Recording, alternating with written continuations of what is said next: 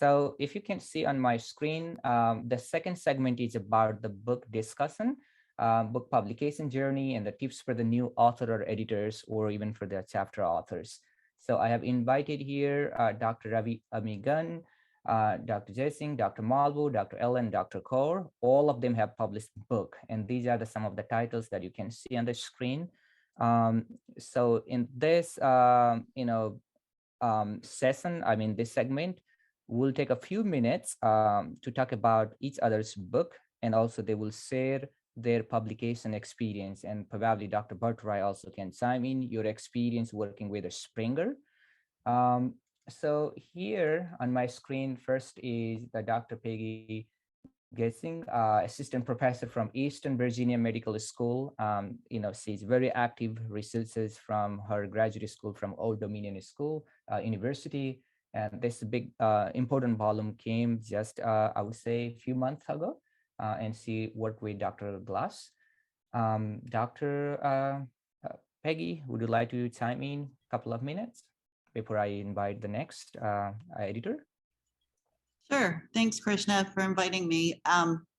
Yeah, so I worked with Dr. Chris Glass on this book, and I was invited to be a co-editor of this book. And editing a book was something I had no experience with. I had done a lot of journal article reviews and done a lot of reviews at conferences and things like that, but doing a book edit was just a whole new experience. And so, one of the things that I learned through the process was just the importance of opening up and sending out a call for proposals for chapters for the book, but also having an idea in mind of some authors that you would like to invite to write in your book, to include a chapter in the book. And so that was really crucial for us as we gathered the chapters. And then where things became a little different was that we also not only had to collect all these chapters together, but we had to get approval from the publisher. So we had to write a whole proposal for the publisher about what the book would be about, what the contents were, why this is a relevant topic, and why it's important. But when it all came together, it's a really great book because the authors are from, around the globe. So we had all kinds of international authors contribute articles, all on global mobility and study abroad, and talking about global mobility from various perspectives beyond what we normally see in publications, which is that US study abroad perspective. So it was great to have that broad perspective. My background is in career development and career outcomes. So there were a couple chapters in the book that talked about the outcomes of how study abroad impacts the students that study abroad, how that impacts them economically, how it impacts their social mobility. So it was a really great opportunity. And some of the things that people have said before about publishing also go toward how to get involved in a book like this. And I know a couple people mentioned making sure you have a writing mentor, a writing partner, or talk with a mentor. And definitely, anytime you can volunteer to be an article reviewer, it just helps you to understand the writing process and to kind of it gets you into the group and gets you in with other colleagues. And that's how opportunities to publish articles and books pop up. Thank you, Peggy. Appreciated that insight and very helpful. Let's take a couple of more experiences of the editors. I'm so fortunate to have both, Dr. Ryan Ellen and then Dr. Roy Chen in the room. But I invite Dr. Ryan Ellen to share his experience of publishing this book. This is very fascinating book. It took almost 2.5 years for us. I'm also one of the co-editor, but we hear from Dr. Ellen. Ryan, over to you. Sure, thank you. And thanks, Roy. Hopefully he can give some words too, because he was the lead editor on this book. But, I did have a wonderful experience on this. I previously published another book through a small publisher. And that was a much different experience because we sort of took, for the smaller publisher, we sort of took people that were already related to this conference we were doing on this Chinese historical figure. And it was just a very small team. The editor didn't have a whole lot to do with it. And I'm proud of the book from the small publisher, but to be honest, no one's reading this. No one's buying this. No one's heard of this book.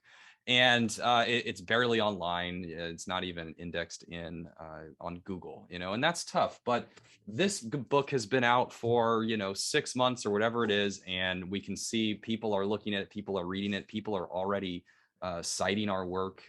It's an exciting work too. And people are critiquing it. They're saying, how can you write a book about COVID? COVID's still happening. That's fine. That's part of social science. We're supposed to get critiqued and we're supposed to push back on those types of things. But it does create an exciting environment. We got to work with scholars across the world to see what they were doing and how they were able to either overcome or engage with COVID. It's much different experiences from the United States to China to places across Africa and South America even. And for me, I think one of the great experiences, I was working with Dr. Bista, I was working with Dr. Chan, who had experience kind of doing this process the way that they sort of set this up. Again, I had a little bit of experience with the previous book, but I didn't have their, sort of method of going about it. And so learning a lot from them, knowing that, okay, in the future, now I know how to operate this. Now I can sort of do this where it's not just a small group of scholars. I can reach scholars across the world to share in the experience of creating this book and really getting exciting chapters. And I'll say it before, I think you heard me kind of ranting against the big publishers. And I'm not saying that they don't offer anything, because in fact, the publishers that we work with were lovely people. They were very nice and they helped us and they edited the book and they went through it and they found issues and problems. And so I really liked working with them, and no problems at all on that regard. I don't think it's sort of, working out of greed. They did help in the scientific process.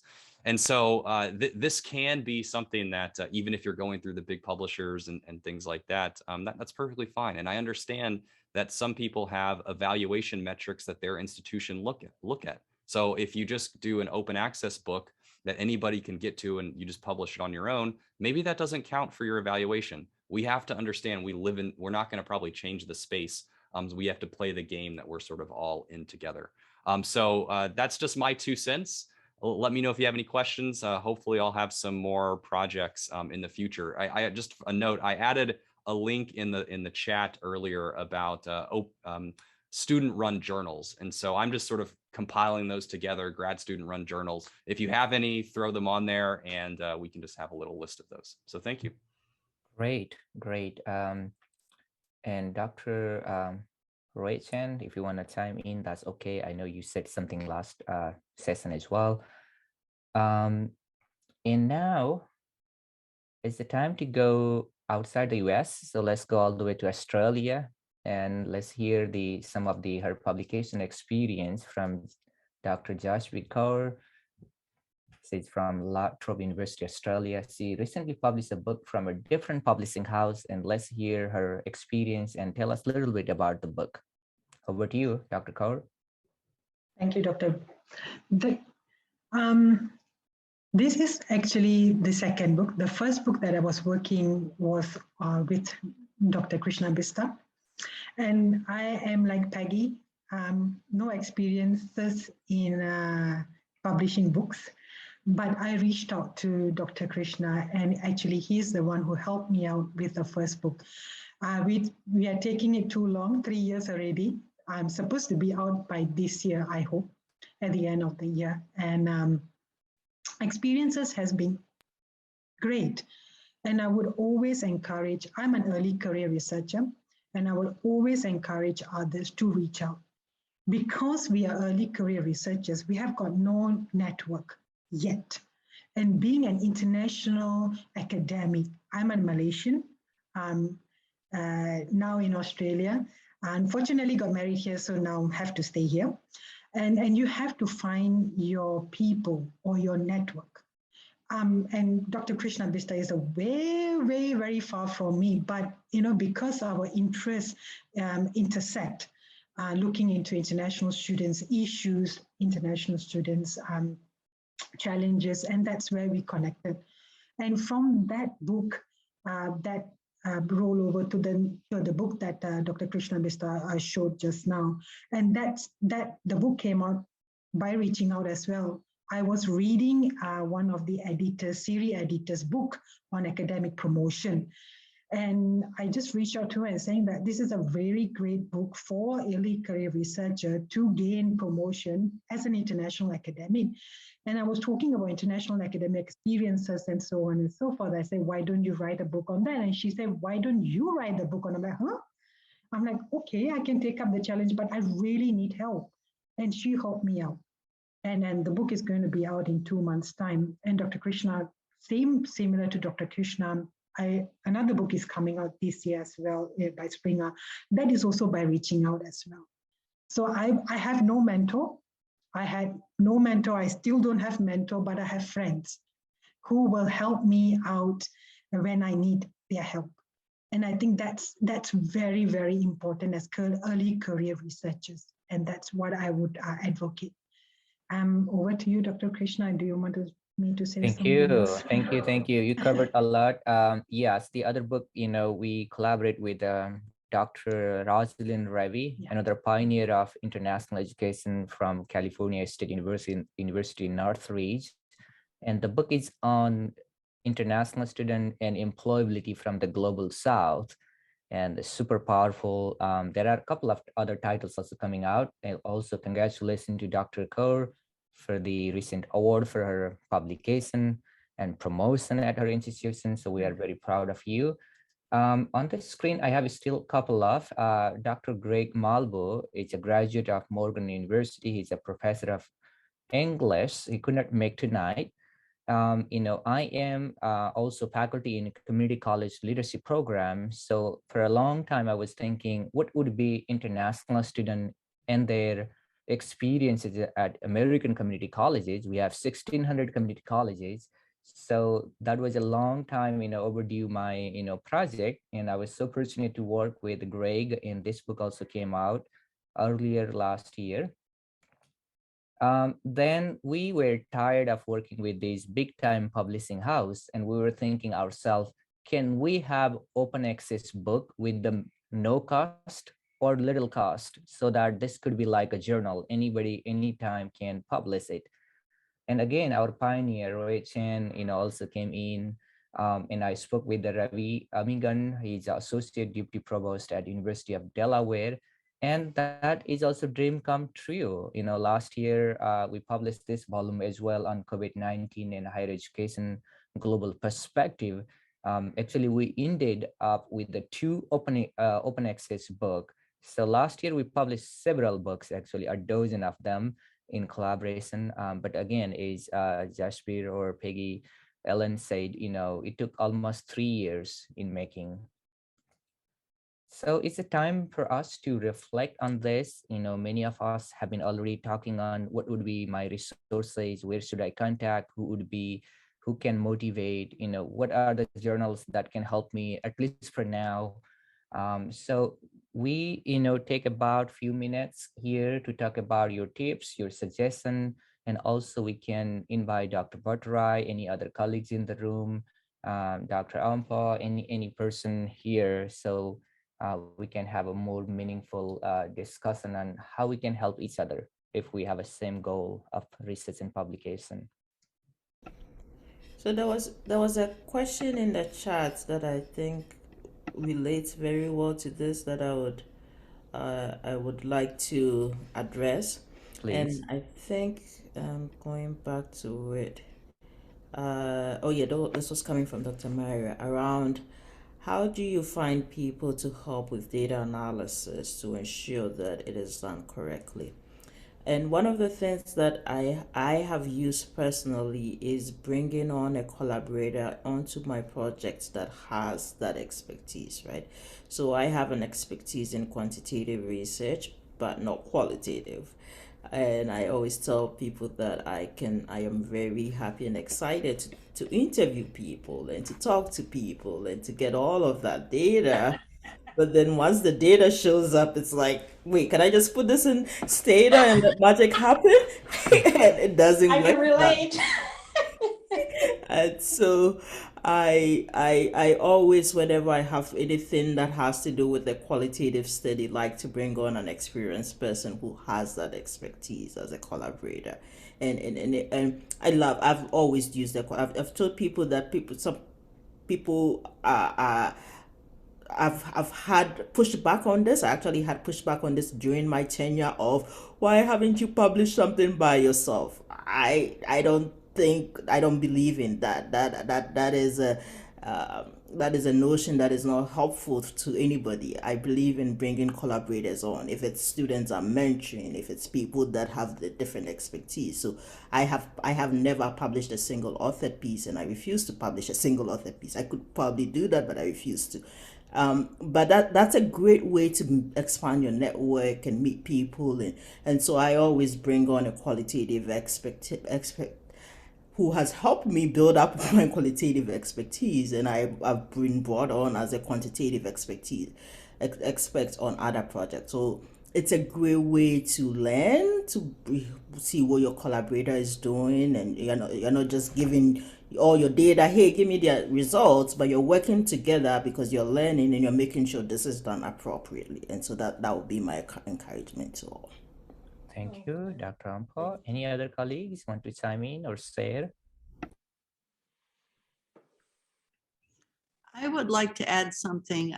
Dr. Allen provided a list of student-run journals, and that's really where I got my start. Was Chris Glass was my advisor, and he just handed me this journal and said, "You're in charge of it." And I had no idea what I was doing, but it was a great place to learn. So if you have access to get engaged with a student-run journal, it's kind of a safe place to learn about the publication process, about the peer review process.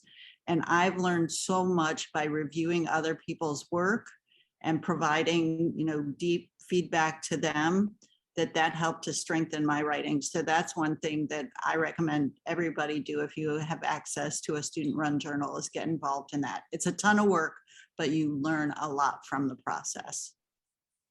Yes, that's a good advice. When talking about the ton of the work, I used to spend at least 20 hours per week. It's like somebody's full-time job, I would say. When I started the Journal of International Student, it's a graduate student. And I'm so grateful with my, to my mentors. Dr. Emmanuel Sala is right here, and other, professor from Arkansas.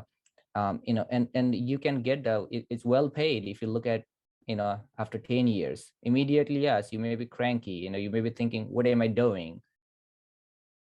But you have to wait at least 10 years, the way I see it. Maybe you have to wait just a few years. Dr. Baylor, yes, I see your digital hand raised. Yes, that's also the best way to know us. Yes, please chime in.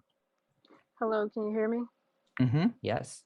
So, good Welcome. evening, everyone. My name is Drhonda Baylor, and I represent Morgan State University, Assistant Professor of Urban Educational Leadership.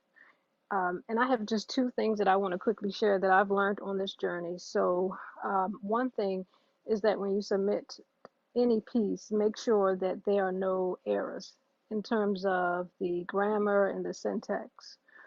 Some folks use Grammarly and other tools, but when I submit for a book publication or a manuscript publication, I always use a professional editor because that helps. And from a reviewer side, because I also review for a journal, if I receive something and it has editorial mistakes or grammar mistakes, I don't care anything about the research. It's just an automatic no for me because we can't publish anything like that.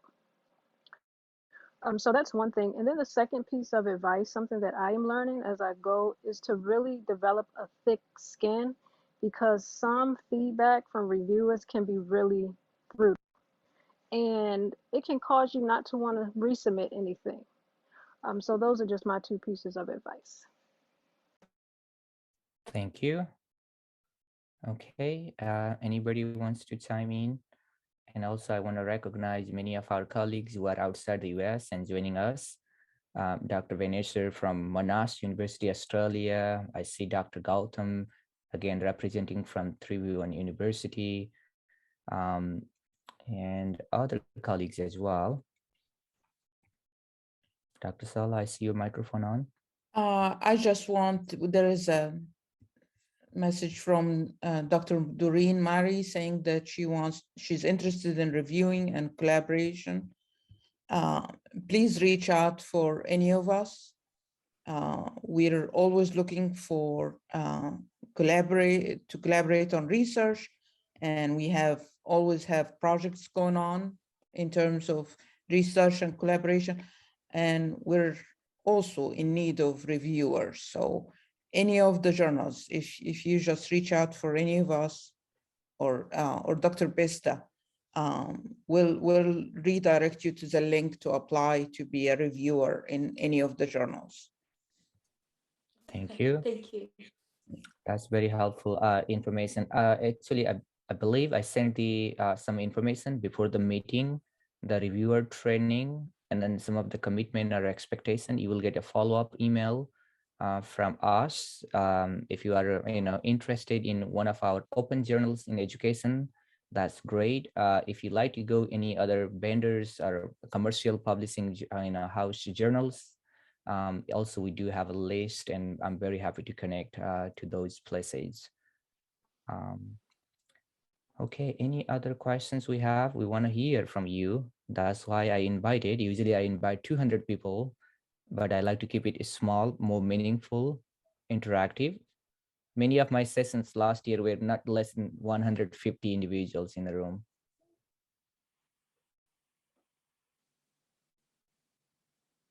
Any other questions? I know it's quiet. It's 9 o'clock here, a little late for us, but we can stay a few more minutes. Okay, while you are thinking of your question, I want to draw your attention to some of our housekeeping upcoming items. So this is the bigger question of the day.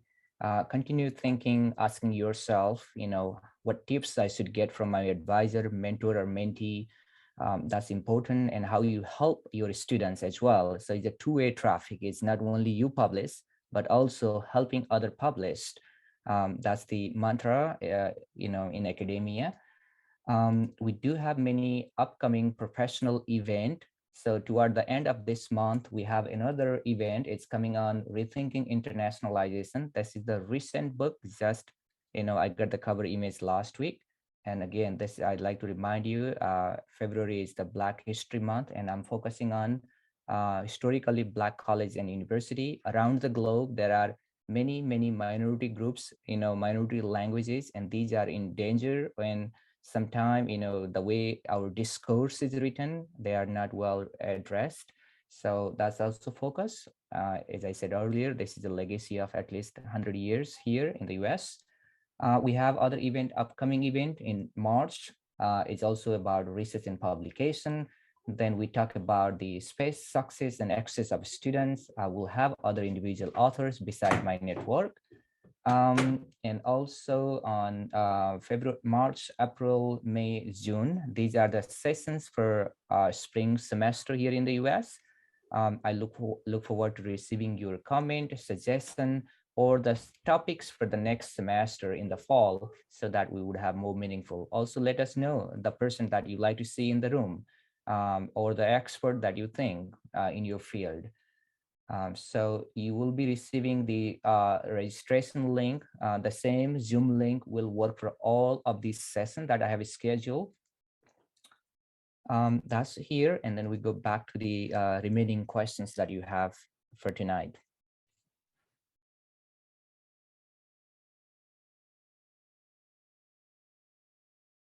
I know everyone's so quiet, tired. I know it's a boring stuff, right? It's very tedious. And that's the nature of higher education, particularly the research and publication. You'd like me to play the music to bring back some questions? Dr. Bista, I just wanted to say thank you so much. Again, I've also posted in the chat. I'm a lecturer at Morgan State University. But my other life is working as a administrator, if you will, in higher education. Also, I know Dr. Malvo I've worked with him at Montgomery College with the international students, but I am interested as well. One of my expertise is writing and editing. And so I am pleased. I would love to get my feet wet, and most definitely whatever you have, I'm interested in it. And so I've been contacting Dr. Bista again. I thank you for this opportunity, and I put my email in the chat. I'm Kimberly.McManus@morgan.edu. So I thank you all, and Dr. Bista, I thank you for this opportunity.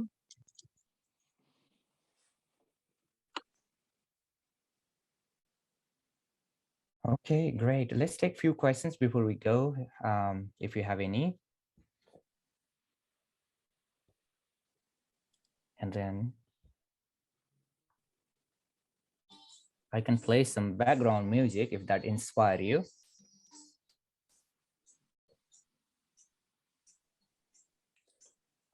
All right, so I'm waiting for a couple of questions. Maybe Dr. Bhattarai or Dr. Yas. Doreen?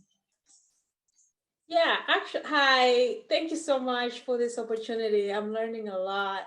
So I just wanted to share, Dr. Bista, that I actually reviewed my first journal, the Journal of International Students, my first article, I should say. And I learned so much from that experience. And so now it's like I want to look at more articles because it's a little bit selfishness because I'm getting something out of it. So thank you so much for this opportunity. Thank you. So good to hear that. Okay. Yes, All right. Bista, I have a question here. Mm-hmm. I just wanna know the idea of ranking of all these journals. For example, there are some journals that prefer quantitative studies, some journals prefer qualitative, and the scope of these different journals and the reviewer themselves. These are factors that maybe affect the decision that they're going to accept this article or not, or how the idea of ranking will play out in accepting different journal or articles to be published. That's a mega million question here. I have, Ryan here, who is an expert of ranking of university and ranking of journal. Ranking is particularly a scary topic for the global South. They are running after impact factor and the ranking in the US, particularly in the social sciences or education or English. Some people don't know what is ranking or impact factors, and that's okay, because they care on the quality, they care on they know the journal in their field. Yes, the journal are ranked based on their citation, how often these published articles are cited by other people. And the Google Scholar and Scopus, they have listed these ranking. And I was so fortunate to tell you that, Google rank Journal of International Student on the 10th position out of all, and it goes by the discipline. But I asked Ryan to chime in more. I mean, I can add a little bit. Just there's sort of metrics of citations, self-citations. You can look on what's it, SCIMAGO, that website that has a really good sort of metric that you can look and compare different, if you're looking at that kind of metric. But what I'll say is that oftentimes this is tied to which index the journal is cited in. So for instance, SSCI, Social Science Citation Index, which is housed by Clairviate, which is another company, for-profit company. But basically because the university rankings use that data for their indicators for, various rankings. And so institutions around the world said, all right, well, they did incentives to publish, if you publish in those journals in the SSCI, will give you extra money. This was common in East Asia, certainly in China. Actually, China just stopped doing it. Well, they said they stopped doing it. We'll see if they actually stopped doing it. But what that did is that made those journals sort of skyrocket up into admissions rates or some acceptance rates, where they're just getting so many people to publish in them. And in fact, some of the journals, so we can't get through as many submissions as we have, and that's all the ones sort of the elite. Scopus also has some connection to that. the issue is that doesn't necessarily mean that those are better than these other publications that aren't listed in there.